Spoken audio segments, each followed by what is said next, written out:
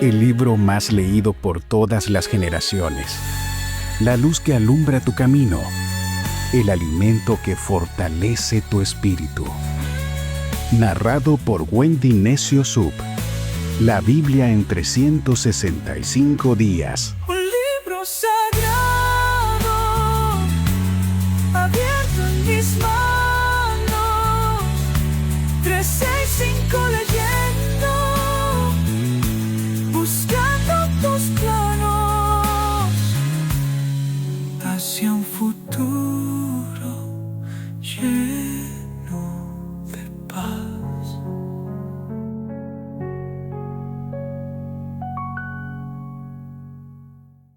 Bienvenidos a la Biblia en 365 días. Hoy es el día 25 de esos 365 días.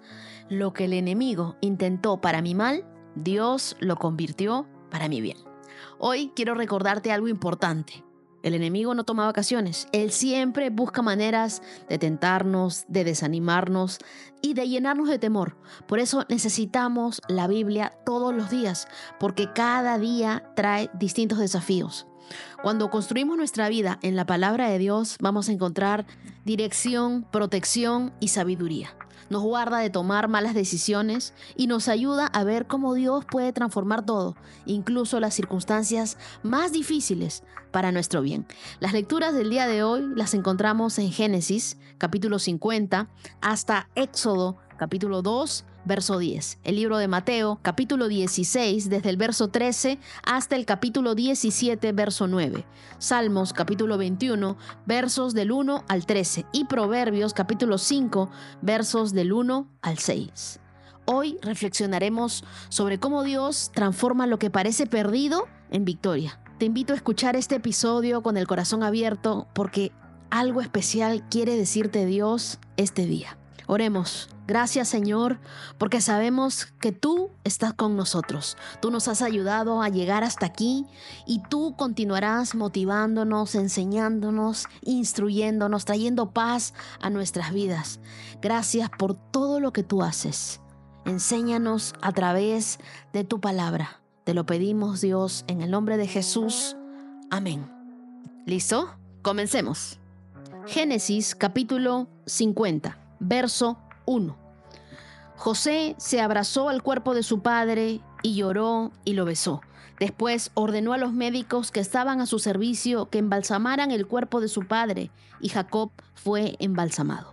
El proceso para embalsamarlo llevó 40 días, que es el tiempo habitual, y los egipcios guardaron luto por Jacob durante 70 días.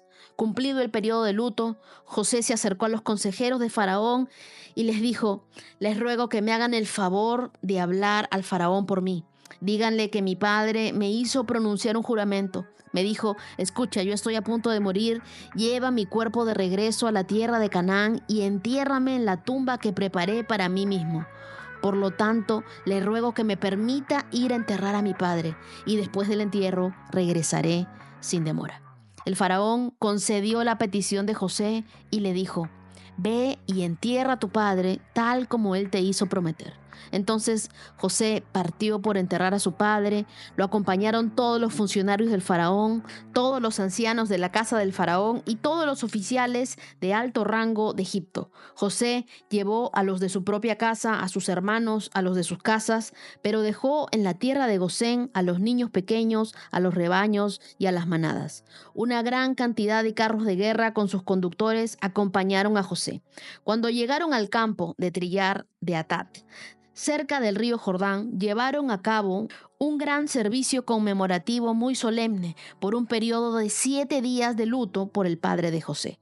Los cananeos que vivían en ese lugar los observaron lamentarse en el campo de trillar de Adat. Y luego cambiaron el nombre del lugar situado cerca del Jordán y lo llamaron Abel Misraim, porque dijeron: es un lugar de gran lamento para estos egipcios. Así que los hijos de José hicieron tal como les había ordenado. Llevaron su cuerpo a la tierra de Canaán y lo enterraron en la cueva que está en el campo de Macpela, cerca de Mamre, y esa es la cueva de Abraham, que le había comprado a Efrón elitita como un lugar de sepultura permanente. Después de haber enterrado a Jacob, José regresó a Egipto junto con sus hermanos y todos los que lo habían acompañado al entierro de su padre. Pero ahora que su padre había muerto, los hermanos de José tuvieron temor y se decían: ahora José mostrará enojo y se vengará por todo el mal que le hicimos. Entonces enviaron a José un mensaje que decía: antes de morir, tu padre nos mandó que te dijéramos: por favor, perdona a tus hermanos por el gran mal que te hicieron, por el pecado de haberte tratado con tanta crueldad. Por eso nosotros, los siervos del Dios de tu padre, te suplicamos que perdones nuestro pecado. Cuando José recibió el mensaje, perdió el control y se echó a llorar. Entonces sus hermanos llegaron y se arrojaron al suelo delante de José y le dijeron: mira, somos tus esclavos. Pero José respondió: no me tengan miedo.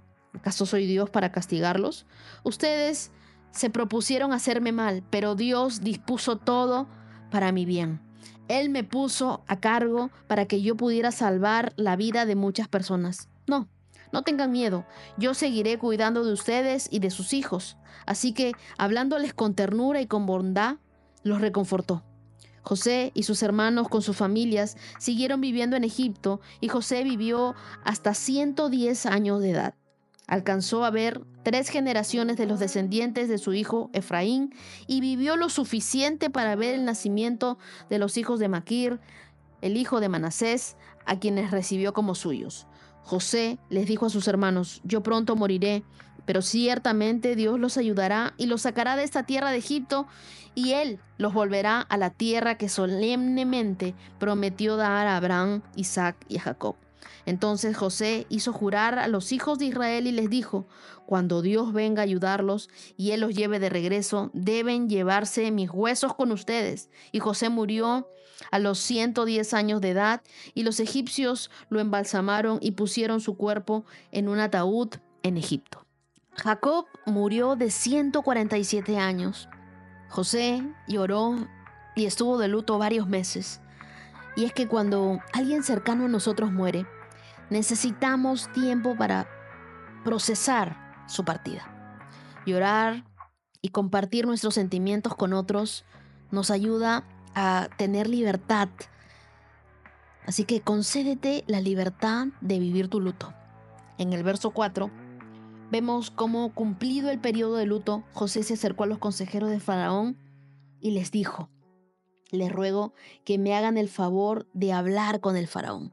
Y es que José lo que quería era honrar el compromiso que había adquirido con su padre. Así que valora hoy a tus seres queridos. Expresa tu amor hoy en vida, ya que cuando mueren es demasiado tarde. Da las flores hoy, que las pueden oler, y no en un cementerio que se llenan de moscas. Llévalos de viaje hoy, que no se te vaya la vida trabajando sin decirle cuánto amas a tus seres queridos. El verso 14 me hace recordar lo importante que es estar en estos momentos difíciles con nuestros amigos. Dice: después de haber enterrado a Jacob, José regresó a Egipto junto con sus hermanos y todos los que lo habían acompañado en el entierro de su padre. Qué importante es ir a esos velorios y consolar a nuestros amigos cuando alguien fallece. Acordémonos de lo que leímos en Mateo 5:4, que son bienaventurados los que lloran porque ellos van a recibir consolación. Es en medio del dolor que Dios siempre te toma de la mano y te ayuda a seguir adelante. Yo sé que hay personas que me escuchan hoy y dicen: es difícil pasar por un luto. Sí, es muy difícil, pero es mucho más difícil que lo pases solo. Aprende a compartir tu dolor con Dios. Aprende a dejar que Él vaya sanando tus heridas. Y recuerda que el luto no es para siempre, tiene un tiempo. El luto es temporal. Que aprendamos a dejarnos consolar por Dios. Y en Génesis 50 vemos en los versos del 15 al 21 cómo los hermanos de José comienzan a temer por su vida. Dice: ¿qué pasará si José decide vengarse de nosotros? Y es que el temor no tiene lugar donde hay perdón. Ellos se olvidaron de que José los había perdonado y temieron por las represalias. Pero el verdadero perdón no guarda rencor. Y aquí en el verso 20 encontramos el título del día de hoy. Lo que ustedes intentaron para mi mal, Dios lo convirtió para mi bien. Y es que Dios transforma el mal en un propósito para tu bien. Y más adelante lo volveremos a ver. El verso 24 dice, estoy a punto de morir, pero Dios ciertamente los cuidará. La esperanza nunca muere, la fe tampoco, y el amor menos. José, al igual que Jacob, confiaba en las promesas de Dios, que aunque no vería el cumplimiento de ellas, tenía la certeza de que Dios no abandonaría a su familia, de que Dios estaría con su familia por siempre cuidándolos. Y en el verso 24, José le dice a sus hermanos, yo pronto moriré, pero ciertamente Dios los ayudará. Los sacará de esta tierra de Egipto y Él los hará volver a la tierra que solemnemente prometió dar a Abraham, Isaac y a Jacob. Dios hará de la familia de Jacob una gran nación. Los sacará de Egipto y los llevará a la tierra que les había prometido a sus padres. Y hasta allí terminamos nuestro primer libro de la Biblia, Génesis, el primero, check. Y ahora vamos con Éxodo. Éxodo capítulo 1, verso 1. Estos son los nombres de los hijos de Israel, es decir, Jacob, que se trasladaron a Egipto con su padre, cada uno con su familia. Rubén, Simeón, Leví, Judá, Isaacar, Zabulón, Benjamín, Dan, Neftalí, Gad, Aser. En total, Jacob tuvo 70 descendientes en Egipto, incluido José, quien ya se encontraba allí.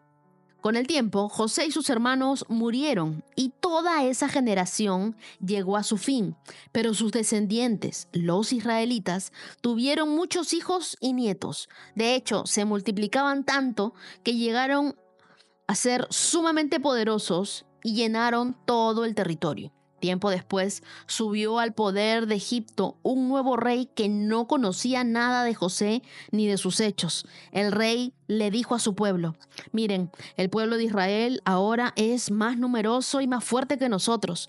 Tenemos que idear un plan para evitar que los israelitas sigan multiplicándose. Si no hacemos nada y estalla una guerra, se aliarán contra nuestros enemigos, pelearán contra nosotros y luego se escaparán del reino.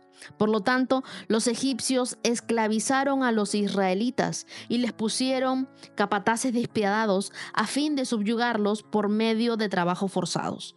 Los obligaron a construir las ciudades de Pitón y Ramsés como centros de almacenamiento para el rey. Sin embargo, cuanto más los oprimían, más los israelitas se multiplicaban y se esparcían, y tanto más se alarmaban los egipcios. Por eso los egipcios los hacían trabajar sin compasión.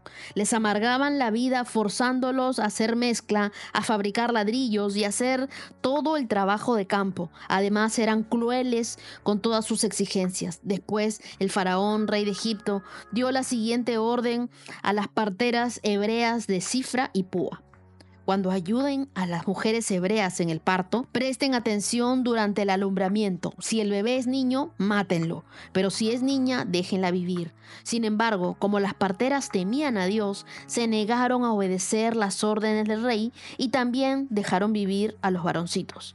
Entonces el rey de Egipto mandó a llamar a las parteras. ¿Por qué hicieron esto?, les preguntó. ¿Por qué dejaron con vida a los varones? Y las mujeres hebreas no son como las egipcias, contestaron ellas, son más vigorosas y dan a luz con tanta rapidez que siempre llegamos tarde. Por eso Dios fue bueno con las parteras y los israelitas siguieron multiplicándose y se hicieron cada vez más poderosos. Además, como las parteras temían a Dios, Él les concedió su propia familia. Entonces el faraón dio la siguiente orden a todo su pueblo: tiren al río Nilo a todo niño hebreo recién nacido, pero a las niñas pueden dejarlas con vida. Hasta ahí, Éxodo 1, habían pasado 400 años desde que José se trasladó con su familia a Egipto.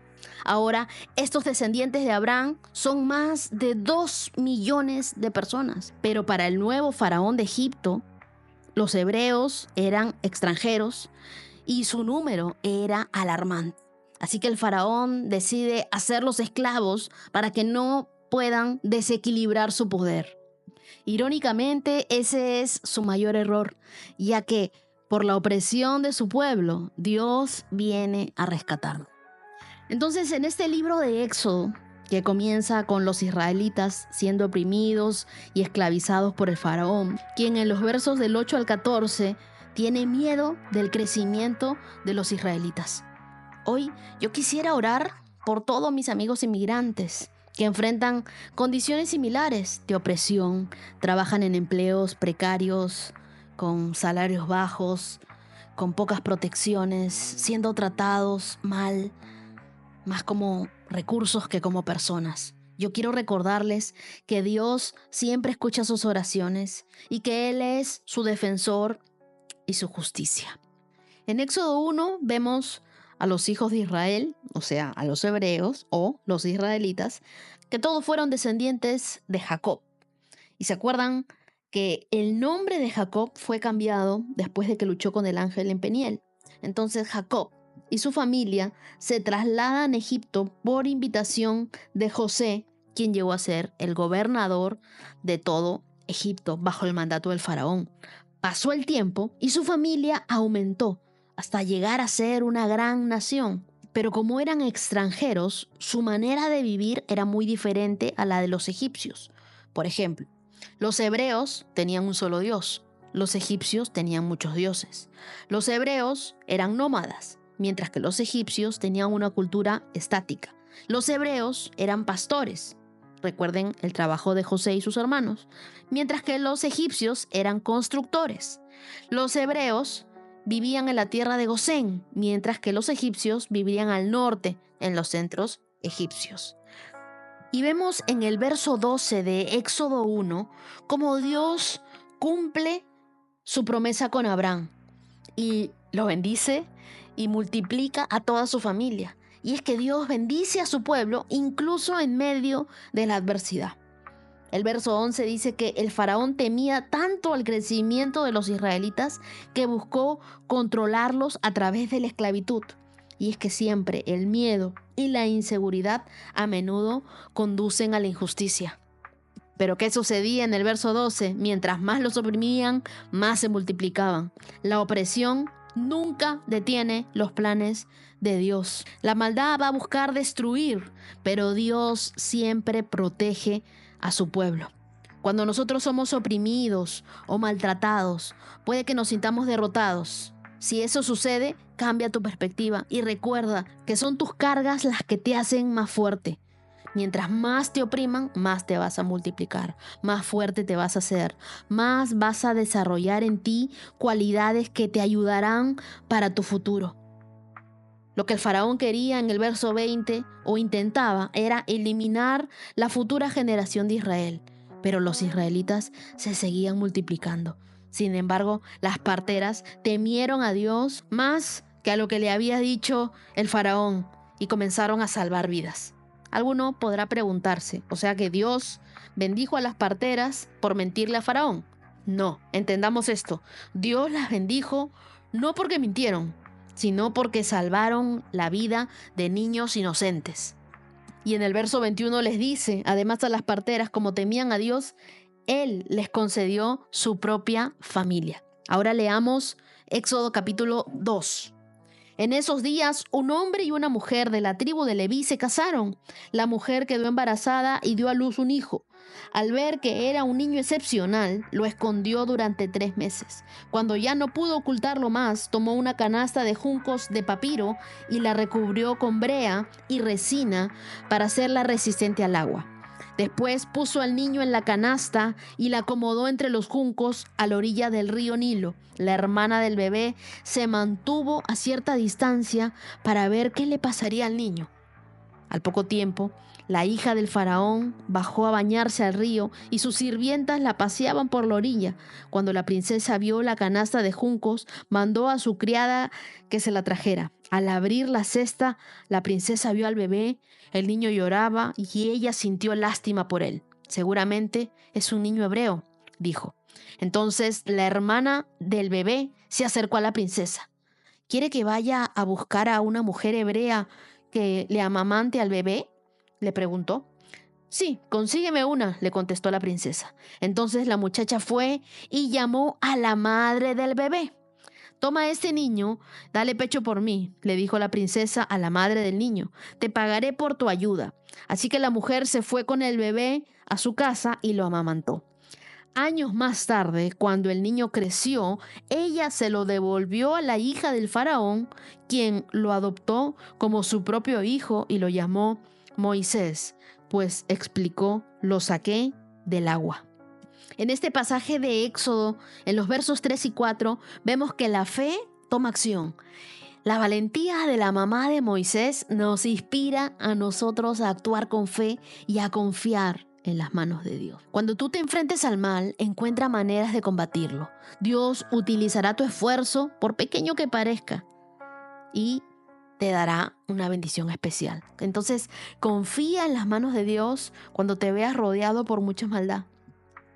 Mateo capítulo 16, verso 13. Cuando Jesús llegó a la región de Cesarea de Filipo, les preguntó a sus discípulos, ¿quién dice la gente que es el Hijo del Hombre? Bueno, contestaron, algunos dicen Juan el Bautista, otros dicen Elías, y otros dicen Jeremías o algún profeta. Entonces les preguntó, ¿y ustedes quién dicen que soy? Simón Pedro contestó, tú eres el Mesías, el Hijo del Dios viviente. Jesús respondió, bendito eres, Simón, hijo de Juan, porque mi Padre que está en el cielo te lo ha revelado. No lo aprendiste de ningún ser humano. Ahora te digo que tú eres Pedro, que significa roca, y sobre esta roca edificaré mi iglesia, y el poder de la muerte no la conquistará, y te daré las llaves del reino del cielo. Todo lo que prohíbas en la tierra será prohibido en el cielo, y todo lo que permitas en la tierra será permitido en el cielo. Luego advirtió severamente a los discípulos que no le contaran a nadie que él era el Mesías. Hasta esta parte vemos que la verdadera fe siempre reconoce quién es Jesús. Y la confesión de Jesús como el Mesías es la base de nosotros, es la base de nuestra fe. Y también vemos en el verso 18 cómo Jesús le cambia el nombre de Simón a Pedro, a una roca firme. Sigamos. Verso 21. A partir de entonces Jesús empezó a decir claramente a sus discípulos que era necesario que fuera a Jerusalén y que sufriría muchas cosas terribles a manos de los ancianos, de los principales sacerdotes y de los maestros de la ley religiosa, que lo matarían, pero al tercer día resucitaría. Entonces Pedro lo llevó aparte y comenzó a reprenderlo por decir semejantes cosas. Mírenlo, este insolente, ¿no? Le dijo, Dios nos libre, Señor. Esto jamás te sucederá a ti. Y Jesús se dirigió a Pedro y le dijo, aléjate de mí, Satanás. Representas una trampa peligrosa para mí. Ves las cosas solamente desde el punto de vista humano, no desde el punto de vista de Dios.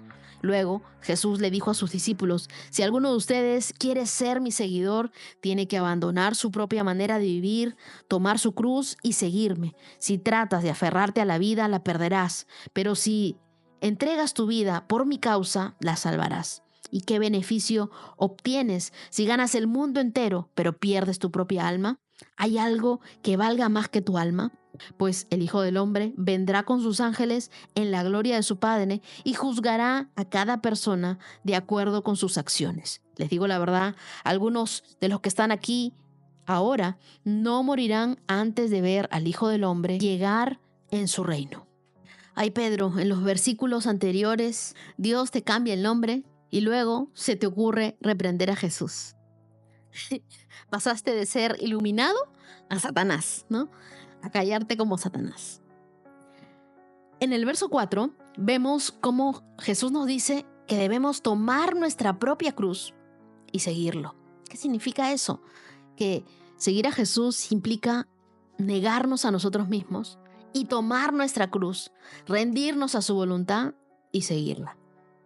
Y el verso 26 dice, ¿y qué beneficio obtienes si ganas el mundo entero, pero pierdes tu propia alma? Y es que a veces nosotros acumulamos tesoros en la tierra, pero ninguno de esos tesoros en la tierra nos ayudará a conseguir la vida eterna. No podemos, por nuestros propios medios, ganar el acceso al cielo. Continuamos con el capítulo 17 de Mateo. 6 días después, Jesús tomó a Pedro y a sus 2 hermanos, Santiago y Juan, y los llevó a una montaña alta para estar a solas. Mientras los hombres observaban, la apariencia de Jesús se transformó a tal punto que la cara le brillaba como el sol y su ropa se volvió tan blanca como la luz. De repente apareció Moisés y Elías y comenzaron a conversar con Jesús. Pedro exclamó: «Señor, es maravilloso que estemos aquí. Si deseas, haré 3 enramadas como recordatorios, una para ti, una para Moisés y la otra para Elías». No había terminado de hablar cuando una nube brillante los cubrió y desde la luz una voz dijo: «Este es mi Hijo muy amado, quien me da gran gozo. Escúchenlo a él». Los discípulos estaban aterrados y cayeron rostro en tierra. Entonces Jesús se le acercó y los tocó. «Levántense», les dijo, «no tengan miedo». Cuando levantaron la vista, Moisés y Elías habían desaparecido y vieron solo a Jesús. Mientras descendían de la montaña, Jesús les ordenó: «No le cuenten a nadie lo que han visto hasta que el Hijo del Hombre se haya levantado de los muertos». Salmo 21. ¿Cuánto se alegra el Rey en tu fuerza, oh Señor? Grita de alegría porque tú le das la victoria. Pues le diste el deseo de su corazón y no le has negado nada de lo que te ha pedido. Le das la bienvenida con éxito y prosperidad. Le colocaste una corona del oro más puro sobre la cabeza. Te pidió que le preservaras la vida y le concediste su petición. Los días de su vida se alargan para siempre. Tu victoria le da mucha honra y lo has vestido de esplendor y majestad. Lo has dotado de bendiciones eternas y le has dado la alegría de tu presencia, pues el Rey confía en el Señor. El amor inagotable del Altísimo cuidará que no tropiece. Capturarás a todos tus enemigos, con tu poderosa mano derecha atraparás a todos los que te odian. Cuando te manifiestes, los arrojarás a un horno en llamas. En su enojo el Señor los consumirá y el fuego los devorará. Borrarás a sus hijos de la faz de la tierra, nunca tendrán descendientes. Aunque conspiren contra ti, y sus maquinaciones malignas jamás prosperarán, pues se darán la vuelta y saldrán corriendo. Cuando vean que tus flechas apuntan hacia ellos, levántate, oh Señor, en tu poder, con música, cánticos, celebramos tus poderosos actos. Yo creo que este salmo es un salmo de gratitud por las respuestas de Dios, porque lo primero que vemos es que Dios escucha nuestras oraciones y nosotros sabemos que de Él proviene nuestra victoria. Dice, porque tú das la victoria. El verso 2 dice, no le has negado nada de lo que te ha pedido. Yo te pregunto hoy, ¿tú le estás pidiendo a Dios? Comienza a pedirle, pero también comienza a orar y a agradecerle por sus bendiciones en tu vida. El verso 3 dice, le das la bienvenida con éxito y prosperidad y le colocaste una corona de oro, del oro más puro, sobre su cabeza. Yo te pediría que marques cada uno de estos versos y digas, gracias Señor por tu bendición. Y a todos los que estaban orando porque les habían dado un mal diagnóstico, el verso 4 es para ustedes. Dice, te pidió que le preservaras la vida y le concediste su petición. Los días de su vida se alargan para siempre. Dios prolonga la vida a todo aquel que reconoce que de Él viene el regalo de la vida, que de Él viene esa sanidad completa. Verso 7 dice, el amor inagotable del Altísimo cuidará que no tropecemos. Y es que Dios no es Diosito, no es un Dios chiquito. La Biblia dice que Dios es altísimo. Es nuestra confianza en Dios, el ancla que nos mantiene firmes en los momentos difíciles. El verso 11 dice que, aunque conspiren contra ti, sus maquinaciones jamás prosperarán, pues darán la vuelta y saldrán corriendo. Y esto me recuerda tanto la historia de José. De lo que intentaron hacer para mi mal, Dios lo convirtió para mi bien. Aunque hayan personas que traten de hacer conspiraciones malignas para ti, eso no te va a tocar. El mal puede ser fuerte, pero Dios es más fuerte. El Dios que está contigo es más poderoso, es altísimo, es grande, es misericordioso. Ese Dios es el que te defiende. Y por último, Proverbios 5, del 1 al 6. Hijo mío, presta atención a mi sabiduría, escucha cuidadamente mi sabio consejo. Entonces demostrarás discernimiento y tus labios expresarán lo que has aprendido, pues los labios de una mujer inmoral son tan dulces como la miel y su boca es más suave que el aceite. Pero al final ella resulta ser tan amarga como el veneno, tan peligrosa como una espada de 2 filos. Sus pies descienden a la muerte, sus pasos conducen derecho a la tumba. Pues a ella no le interesa en absoluto el camino de la vida, va tambaleándose por un sendero torcido y no se da cuenta. El título de este proverbio es Evita a las mujeres inmorales y lo escribe Salomón. Y este proverbio habla muy claro sobre la inmoralidad sexual, que es muy peligrosa, pero nos dice que la sabiduría de Dios nos mantiene alejados del peligro. Y es que escuchar a Dios y su sabiduría no es una opción, es un requisito si tú quieres evitar el desastre en tu vida. Mira, las tentaciones del mundo aparecen y van a ser irresistibles y van a ser completamente atractivas, pero esconden un peligro mortal. Miran más allá de lo superficial, de lo que están viendo tus ojos. Por eso el salmista comienza diciendo: Hijo mío, presta atención a mi sabiduría. Escucha cuidadosamente mi consejo. Entonces demostrarás discernimiento. Muchas veces nosotros no nos damos cuenta de todo en cuanto está a nuestro alrededor, pero tenemos que aprender a ser más sabios, porque el pecado promete más de lo que puede dar y cuesta más de lo que tú estás dispuesto a pagar. El verso 3 dice: los labios de una mujer inmoral son tan dulces como la miel. Y nosotros conocemos a varios salamerillos y salamerillas por ahí. Y el verso 4 dice: pero al final ella resulta ser tan amarga como el veneno. Al principio era dulce como la miel, pero en el verso 4 es amarga como un veneno. Y es que el pecado es como un veneno que parece placentero al principio, pero sus consecuencias matan. Cuídate mucho. El verso 5 dice: sus pies descienden a la muerte y sus pasos conducen derecho a la tumba. Un camino que te destruye es el pecado. Siempre desciende, nunca eleva. Y el verso 6 dice: pues a ella no le interesa en absoluto el camino de la vida y va tambaleándose por un sendero torcido y no se da cuenta. El pecado nos ciega, hace que no te des cuenta, que te desvíes de tu propósito, pero no te dejes engañar. Hay quienes piensan que podrán dejarlo, pero el pecado es como una droga, no vas a querer dejarlo. Atiende a las señales que Dios te manda y cuídate. Presta atención a la sabiduría de Dios y aléjate de todo aquello que te hace pecar y fallarle al Dios que te ama con un amor inagotable. Día 25, check. Nos vamos por un mes leyendo la Biblia y yo sé que veremos grandes cambios en nuestras vidas. Nos vemos mañana. 365 con Dios, con Wendy Necio Sub.